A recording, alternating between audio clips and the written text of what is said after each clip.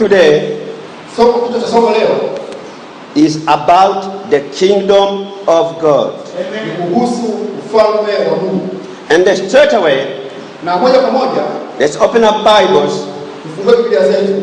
Matthew chapter 6, Mathayo sura ya 6 verse 33. mstari wa 33. The kingdom of God Ufalme wa Mungu is the rule of God. ni utawala wa Mungu.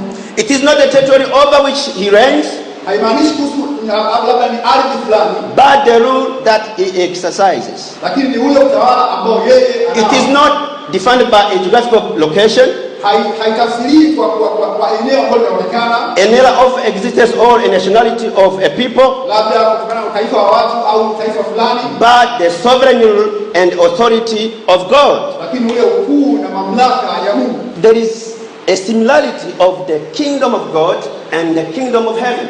Kwa hiyo kuna mahusiano kati ya ufalme wa Mungu na ufalme wa mbinguni. Some young readers of the Bible, Baadhi ya wasomaji wa wachanga wa Biblia they are confused by the two words. wanachanganya mambo mawili. It's not about the language or English. Haimaanishi kwamba ni kwa sababu ya lugha au There is something inside the words. ni kwa sababu ya maneno yenyewe. The kingdom of God Ufalme wa Mungu and the kingdom of heaven, na ufalme wa mbinguni they are interchangeably used in the Bible, yanatumika makaratasi ya Biblia, but to mean one thing. lakini yanamaanisha kitu kimoja. Why? Kwa nini?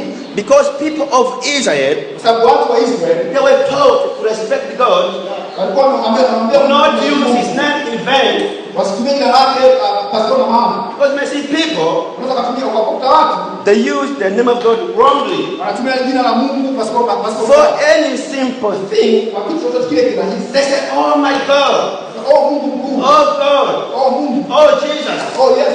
What are they saying? Anasema nini? In the Bible, Katika Biblia, even the commandment, you know, if you know the commandment, hata katika zile amri, you should not say the name of the Lord for those things. usitaje jina la Bwana Mungu. That's why these people, Ndio maana hao watu, sometimes they the word kingdom of heaven. ndio maana hapa anasema kwamba ufalme wa Even mbinguni. Jesus Hata Yesu Kristo was saying the kingdom of heaven is near. akasema ufalme wa mbinguni The umekaribia. kingdom of heaven is at hand. Ufalme wa mbinguni umekaribia. So I want you to know this. Unataka kufahamu They talk the kingdom of God kwamba ufalme wa Mungu or the kingdom of heaven au ufalme wa mbinguni is the same. ni neno moja. I know you are the people of God. Najua nyinyi ni watu wa Mungu. And some of you are children of God. Na wengine wenu ni watoto wa Mungu. Because there's a difference between children of God and the people of God. Ndio kuna tofauti kati ya watoto wa Mungu na watu wa Mungu. To be a child of God, Kwa mtoto wa Mungu there is something that happen within you. lazima kitu kitokee kwako. You need to be born again. Lazima uokoke. But everyone is a person of God. Kwa kila mtu ni mtu wa Mungu. Because God made all of us here. Kwa sababu Mungu alituumba sisi sote. In this kingdom, Katika ufalme huu it is both present and the future. ni kwamba upo katika wakati wa It sasa means now hata wakati unaokuja. we are in that kingdom. Kwamba sasa hivi tuko katika ufalme. In the future, Katika wakati we're ujao going to go in the fulfillment of that kingdom. tutakwenda kutimiza ule ufalme. That's how people get confused. Ndio maana hapa sasa tunachanganya. The kingdom of God is now hidden rather than open. Kwa hiyo ufalme wa Mungu umefichwa kuliko kuonekana. Yeah, that's the truth. Huo ndio kweli. You need to look for it yourself. Inabidi utafute mwenyewe.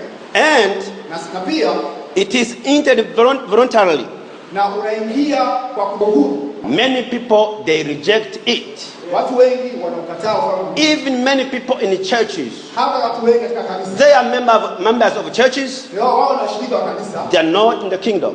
hawapo katika ufalme. I want to take this opportunity Nataka nichukue fursa hii to welcome you in the kingdom of God. kukaribisha katika ufalme wa Mungu. Hallelujah. Haleluya.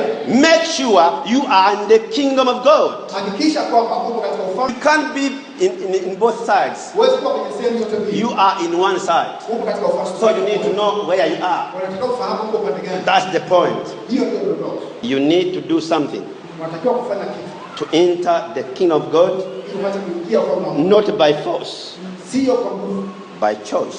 sio kwa kulazimishwa, ila kwa kuchagua. The Bible commands us to come together Biblia inataka tuje and pamoja to see the day is coming. kwa sababu siku za mwisho The zinakaribia. devil is clever.